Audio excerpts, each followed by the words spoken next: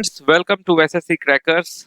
और जिस टॉपिक का आप लोग वेट कर रहे थे, फाइनली वो टॉपिक लेकर इस वीडियो में हम आ गए हैं कि एसएससी सीजीएल 2025 एग्जाम के लिए जीके की तैयारी कैसे करें।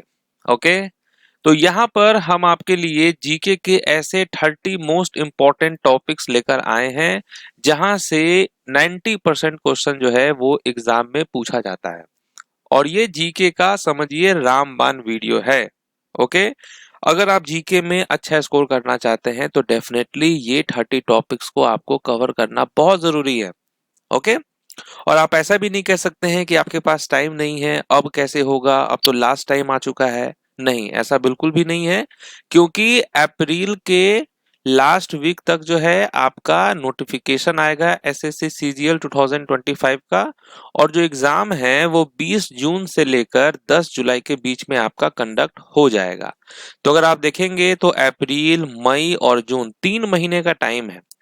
ओके, और अगर आप एक एक महीने में भी अगर 10-10 टॉपिक भी कंप्लीट करेंगे तो आराम से टॉपिक कंप्लीट हो जाएगा और एग्जाम तक में आपका ये सभी टॉपिक्स बहुत बेहतरीन तरीके से रिवीजन के साथ कंप्लीट हो जाएगा।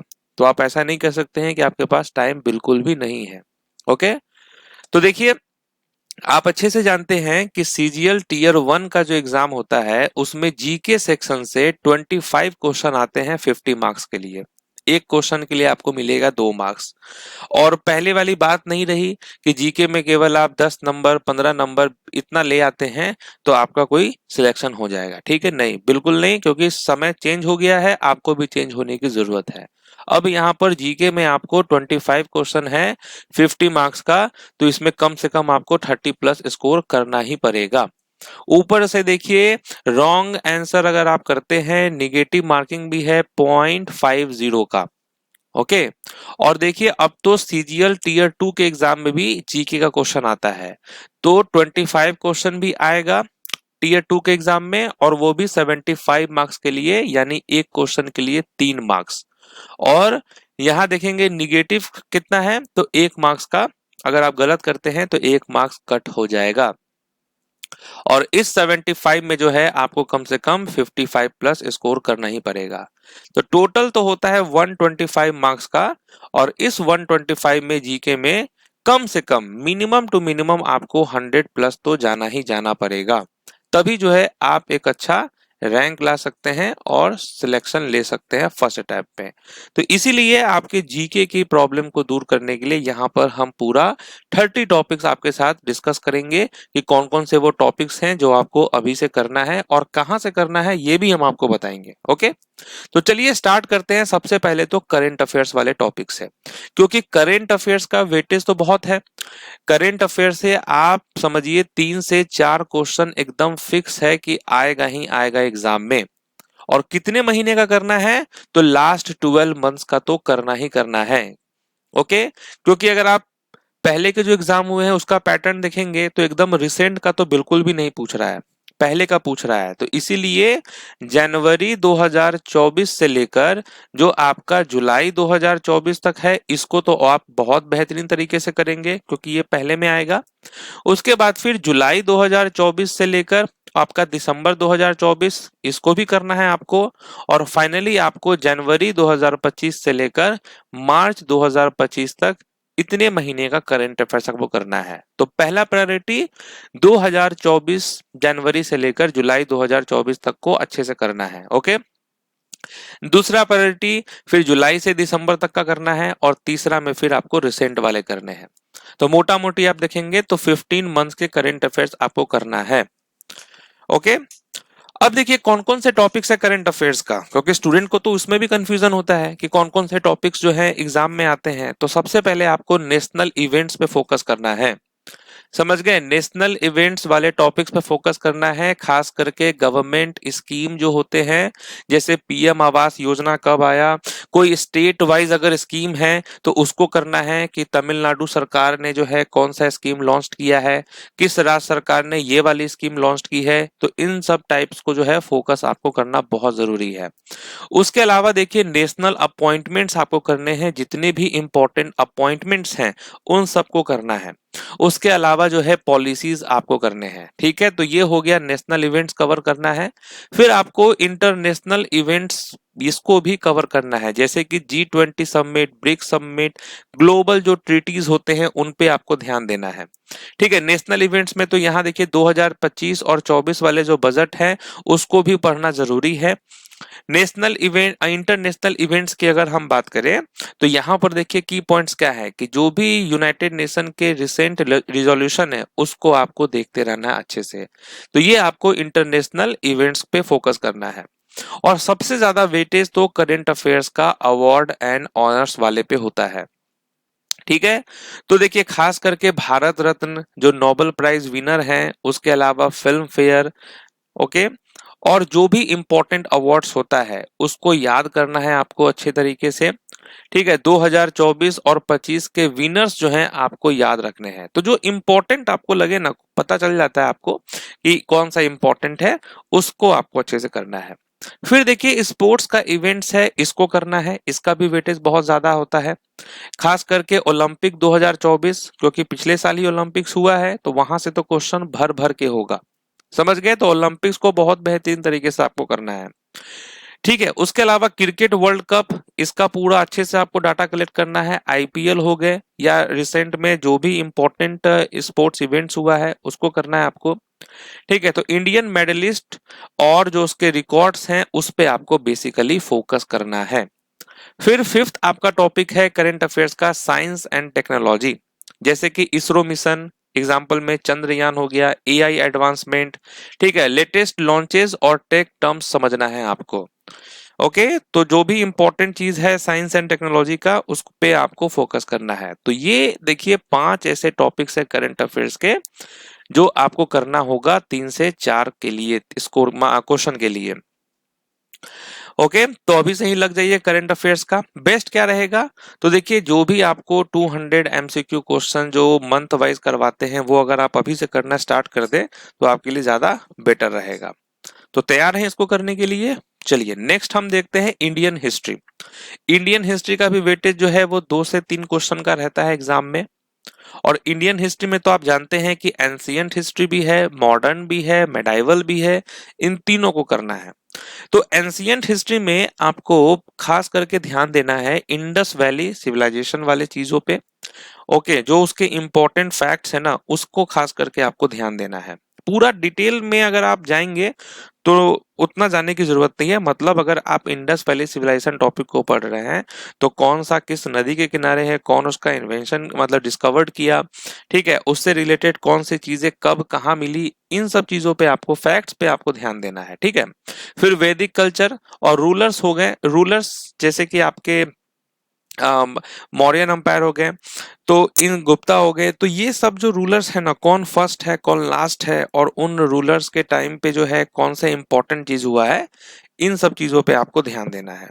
फिर मेडाइवल हिस्ट्री की बात करें तो इसमें तो 2 चीज ही इंपॉर्टेंट है, एक तो आपका दिल्ली सल्तनत है और मुगल अंपायर है। ठीक है, तो दिल्ली सल्तनत 1206 से लेकर 1526 के बीच में जो भी इंपॉर्टेंट चीज है वो आपको कवर करना होगा। और मुगल की बात करें तो फिर वही 1526 से लेकर 1857 के बीच में आपको हर एक इंपॉर्टेंट चीज को कवर करना है। ठीक है, नेक्स्ट है फ्रीडम फाइटर्स, इसके ऊपर भी आपको ध्यान देना है। ठीक है, अब जैसे गांधी जी हो गए, इनको तो अच्छे से करना है आपको, गांधी जी से रिलेटेड जो भी चीजें हैं। ठीक है, उसके अलावा जो इंपॉर्टेंट फाइटर्स हो गए इनसे रिलेटेड आपको करने होंगे, उनके कंट्रीब्यूशन को आपको याद रखना है बेसिकली। फिर बैटल्स आपको करना है, जो भी इंपॉर्टेंट बैटल्स है, जैसे कि पानीपत की लड़ाई कब हुई, प्लासी का कब हुआ बैटल, उसके अलावा वांडीवॉस कब हुआ, इस तरीके के बैटल्स आपको ध्यान देने हैं, एंशियंट वाले भी और मेडाइवल वाले भी। फिर मॉडर्न हिस्ट्री की बात करें तो इसमें तो आपको 1857 का जो रिवॉल्ट है वो आपको अच्छे से करना है। क्विट इंडिया मूवमेंट हो गए, गवर्नर जनरल हो गए, इन सबको आपको अच्छे से करना है। इंडियन नेशनल कांग्रेस हो गया मॉडर्न हिस्ट्री में, ये आपको करने होंगे। तो आपको डेट्स पे बहुत अच्छे से ध्यान देना है कि कब, जैसे इंडियन नेशनल कांग्रेस की स्थापना कब हुई तो 1885 में हुआ। ठीक है, चंपारण कब हुआ, गांधी जी कब आए, मतलब जो डेट्स है ना उसको आपको ध्यान रखना है। तो इसके लिए बेस्ट यही रहेगा कि आप जो है टाइम लाइंस को अच्छे से पढ़ लेना है आपको। ठीक है, 1857 से लेकर 1947 के बीच का जो भी टाइमलाइंस है ना, कि हर साल कुछ ना कुछ हुआ ही है, उसको आपको करना है। तो इतना आप इंडियन हिस्ट्री में करना है, और इसमें आप कर लेंगे तो 2 से 3 क्वेश्चन तो आपका डेफिनेटली फंस जाएगा एग्जाम में। नेक्स्ट है ज्योग्राफी। ज्योग्राफी में आपको ध्यान देना है फिजिकल ज्योग्राफी पे। सोलर सिस्टम, अर्थ अर्थ हो गया, लेयर्स ऑफ एटमॉस्फेयर हो गए, मॉनसून हो गया, इन सब चीजों पे ध्यान देना है आपको। उसके अलावा इंडियन रिवर्स, रिवर सिस्टम पे तो आपको बहुत ध्यान देना है। जितने भी इंडिया के इंपॉर्टेंट रिवर्स हैं, वैसे तो बहुत सारे हैं, लेकिन कम से कम आपको 15 ऐसे रिवर्स को अच्छे से करना है कि उसका ओरिजिन कहाँ हुआ, वो किस स्टेट से होकर गुजरता है, उस नदी के किनारे कौन सा शहर है, ठीक है। उससे रिलेटेड जो भी इंपॉर्टेंट फैक्ट्स आपको दिखेंगे वो सब आपको करना है। ओके, ट्रिब्यूटरीज खास करके आपको ध्यान देना है, क्योंकि ट्रिब्यूटरीज पे एग्जामिनर जो है वो फोकस करता है। नेक्स्ट है माउंटेन्स और प्लेट्यूज, इन पे भी आपको ध्यान देना है। जितने भी इंपॉर्टेंट माउंटेन्स हैं, ठीक है, उस पे आपको ध्यान देना है, उसके हाइट्स को देखना है, लोकेशन को आपको समझना होगा। फिर है इंडियन स्टेट्स और यूनियन टेरिटरीज। तो इससे रिलेटेड जो भी आपके फैक्ट्स हैं, जैसे 28 स्टेट्स हैं और 8 यूनियन टेरिटरीज हैं, उसका कैपिटल, उससे रिलेटेड फैक्ट्स, है ना, कि उस राज्य के कौन से इंपॉर्टेंट जो है वो बर्ड है, कौन सा फेस्टिवल्स है ना, जो भी फैक्ट्स है उसको आपको अच्छे से देखना है। फिर वर्ल्ड ज्योग्राफी में कॉन्टिनेंट्स एंड ओशियंस, इन सब पे आपको ध्यान देना है। तो ज्योग्राफी में इतना करने के लिए आप तैयार हो जाइए। कितने क्वेश्चन के लिए? 1 से 2 क्वेश्चन के लिए, मैक्सिमम 3 क्वेश्चन पूछ सकता है इससे। फिर आपको पॉलिटी पढ़ना होगा। पॉलिटी में जो है, यहां से आपको 5 टॉपिक्स कवर करने होंगे पॉलिटी के, जैसे कि कॉन्स्टिट्यूशन बेसिक्स। कॉन्स्टिट्यूएंट असेंबली को तो जरूर आप देखेंगे। आर्टिकल्स, यहां से सबसे ज्यादा क्वेश्चन पूछा जाता है आर्टिकल्स। तो बेस्ट यही रहेगा कि आर्टिकल्स जो है पूरा याद करने से अच्छा है कि प्रीवियस ईयर के अगर आप 100 आर्टिकल्स अगर आप पढ़ लिए, ठीक है, प्रीवियस ईयर में 100 आर्टिकल्स के क्वेश्चन जरूर पूछे गए हैं, ये अगर 100 आर्टिकल्स आपने कर लिया तो फिर एक भी क्वेश्चन आपका नहीं छूटेगा। तो ये जो है ना, ये constituent assembly, articles, preambles, fundamental rights, fundamental duties, ये तो आपका प्रीवियस ईयर से ही हो जाएगा। अगर आप कुछ नहीं भी पढ़ते हैं, प्रीवियस ईयर ही कर लेते हैं, तो यहां से तो डेफिनेटली आपका पूरा क्वेश्चन बन जाएगा, क्योंकि रिपीट होता रहता है। फिर अमेंडमेंट्स, इसको भी प्रीवियस ईयर से कर लेंगे आप अच्छे से। फिर आपको गवर्नमेंट जो है स्ट्रक्चर, इस पे ध्यान देना है, प्रेसिडेंट, प्राइम मिनिस्टर, पार्लियामेंट, ठीक है। फिर आपको जुडिशियरी में supreme court, high court, landmarks cases, इन सब पे ध्यान देना है। लोकल गवर्नेंस पे आपको पंचायती राज, म्युनिसिपैलिटीज, इस पे ध्यान देना है। और मेरा बात माने तो पॉलिटी के लिए तो प्रीवियस से अच्छा कुछ भी नहीं होगा। तो अगर आपके पास किरण पब्लिकेशन हो, पिनाकल हो, या कोई सा भी प्रीवियस ईयर हो जिसमें 2018 से 2024 तक का अगर क्वेश्चन है, तो अगर आप उसके अगर 300 क्वेश्चन भी अगर आप कर लिए, है ना, तो डेफिनेटली वहीं से क्वेश्चन आएगा। फिर जनरल साइंस की बात करें तो इसमें आपका फिजिक्स, केमिस्ट्री, बायोलॉजी तीनों आ जाएगा। तो सबसे ज्यादा क्वेश्चन जो है आपको अधिकतर देखने को मिलेगा बायोलॉजी सेक्शन से, लेकिन फिर भी आप फिजिक्स के बेसिक्स पे ध्यान देंगे, मोशंस, फोर्स, इलेक्ट्रिसिटी, इन सब चीजों पे। केमिस्ट्री की बात करें तो एलिमेंट्स, कंपाउंड्स, फार्मूलाज हो गए, इस पे आपको ध्यान देना है। बायोलॉजी की बात करें तो human body systems, disease, kingdoms, इन सब चीजों पे ध्यान देना है, जैसे एनिमल किंगडम, प्लांट किंगडम, ठीक है। डिजीज में हो गए तो कौन सा डिजीज किसके कारण होता है, इस पे ध्यान देना है। ह्यूमन डाइजेस्टिव सिस्टम्स, इन सब चीजों पे ध्यान देना है आपको। फिर एवरीडे साइंस, जैसे कि कॉमन फेनोमेना हो गया, इवेपोरेशन, मैग्नेटिज्म, इन सब चीजों पे ध्यान देना है। और साइंटिफिक इन्वेंशन भी आपसे कभी कभी पूछ लेता है, तो इस पे भी आपको ध्यान देने की जरूरत है। तो जनरल साइंस से आपका 3 से 4 क्वेश्चंस रहेगा। ओके, मेन तो आपका फंसाएगा आपको स्टैटिक जीके। देखिए, इतने में सबसे ज्यादा वेटेज करंट अफेयर्स का है, 3 से 4 क्वेश्चन का, और 4 क्वेश्चन का मतलब हो गया 8 मार्क्स, ठीक है। और दूसरा हो गया फिर आपका स्टैटिक जीके, यहां से कम 6 से 7 क्वेश्चन रहते हैं, यानी कि 14 मार्क्स यहां से आपका रहता है, ठीक है। ये हम ऑन एन एवरेज बता रहे हैं, किसी किसी शिफ्ट में तो 9 क्वेश्चन भी आपको देखने को मिल जाता है, लेकिन 6 से 7 ऑन एन एवरेज आपको बता रहे हैं। इसमें आपका बुक एंड ऑथर्स हो गया, ठीक है। तो रिसेंट वाले भी आपको करने हैं, और जो भी पहले के जो बुक है उसको आपको करना होगा, ठीक है। जैसे डिस्कवरी ऑफ इंडिया किसकी है? नेहरू की। उसके अलावा ऑटोबायोग्राफी पे आपको ध्यान देने की जरूरत है। तो ऑटोबायोग्राफी तो ज्यादा नहीं है, कम से कम अगर आप 70 ऑटोबायोग्राफी याद कर लिए और वो भी प्रीवियस ईयर से, तो आपका काम समझिए बन गया। क्योंकि देखिए हम लोग तो जीके का वीडियो बनाते ही रहते हैं, तो हम लोग देखते रहते हैं कि ये क्वेश्चन जो है इस साल पूछा गया है, तो इस सेट में पूछा गया है, तो ये तो प्रीवियस ईयर का रिपीटेड क्वेश्चंस रहता है, बुक एंड ऑथर्स में भी और ऑटोबायोग्राफी में भी। तो अगर आपके पास वही प्रीवियस ईयर अगर है, तो यहाँ से अगर आप बुक एंड ऑथर्स के 150 क्वेश्चंस अगर आपने याद कर लिया, तो फिर कोई दिक्कत की बात नहीं है। फिर इंपॉर्टेंट डेज, खास करके इसके थीम्स को आपको याद रखना है, ठीक है। तो डेज अगर पूछ दे तो बहुत अच्छी बात है, लेकिन थीम्स पूछ देता है थोड़ा सा कंफ्यूजन हो जाता है। तो डेज एंड थीम्स वाले भी आपको याद करने होंगे। तो देखिए 12 मंथ्स होते हैं, ये तो आप जानते हैं, 12 महीना होता है, और हर महीने में अगर आप पूरे दिन को याद करेंगे तो किसी न किसी दिन कुछ न कुछ होता है इवेंट्स। जैसे आज अगर 1 अप्रैल है, तो आज भी कुछ ना कुछ होगा। तो उससे बढ़िया है कि जो भी नेशनल वाले डेज हैं उसको याद कर लेना है, ठीक है। National voters day, national girl child's day, national youth day, इन सब टाइप के क्वेश्चंस को जो है याद करना है आपको। इसके लिए भी प्रीवियस ईयर ही बेस्ट रहेगा। फिर आपका फोक डांसेस है, क्लासिकल डांसेस है, यहाँ से तो भाई क्वेश्चन भर भर के रहता है एग्जाम में। यहाँ से बहुत सारे क्वेश्चंस एग्जाम में पूछे जाते हैं। तो इसके जो है सबसे बेस्ट है, स्टेट वाइज पूरा याद कर ले फोक डांस को। क्लासिकल डांस, देखिए क्लासिकल डांस तो 8 है अकॉर्डिंग टू संगीत नाटक अकादमी। तो इसके अकॉर्डिंग जो 8 क्लासिकल डांस है, इसके सारे फैक्ट्स आपको याद करना बहुत जरूरी है, क्योंकि फैक्चुअल क्वेश्चन ज्यादा पूछेगा क्लासिकल डांस से, है ना। कि अब जैसे भारतनाट्यम कहाँ का क्लासिकल डांस है, तो तमिलनाडु। अब ये क्वेश्चन तो अब कम पूछेगा, लेकिन वही पूछेगा कि सादी रट्टम किस क्लासिकल डांस का नाम है, किस डांस का है, तो आप कहेंगे भरतनाट्यम, ठीक है। एक हार्य जो है ये किसे कहते हैं, तो भरतनाट्यम। तो इस टाइप के फैक्चुअल क्वेश्चन जो है पूछते हैं इस टॉपिक से। उसके अलावा डांस रिलेटेड डांसर्स हो गए, इंस्ट्रूमेंट्स रिलेटेड म्यूजिशियंस हो गया, और अवार्ड्स हो गया, ये भी क्वेश्चन बहुत पूछता है।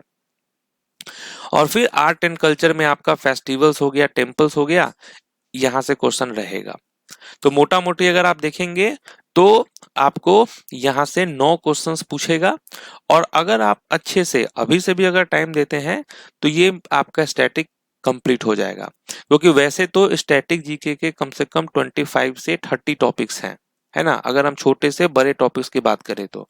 लेकिन अगर प्रीवियस जो एनालिसिस यहाँ पे अगर हम बात करें एग्जाम की, एसएससी की, तो लास्ट 2-3 इयर्स की बात करें, तो उसमें आप देखेंगे ना 10 से 12 टॉपिक से ही क्वेश्चन आया हुआ है। जैसे कि डांसेस हो गए, क्लासिकल डांस से फैक्ट से क्वेश्चन बहुत है, डांस रिलेटेड डांसर्स, इंस्ट्रूमेंट्स हो गया, उससे रिलेटेड म्यूजिशियंस हो गए, उससे रिलेटेड अवार्ड्स हो गए, आर्ट एंड कल्चर में फेयर एंड फेस्टिवल्स, ठीक है, टेम्पल्स हो गए, यूनेस्को साइट्स हो गए, यहाँ से क्वेश्चन आते हैं। तो इसको भी आप कर लेंगे।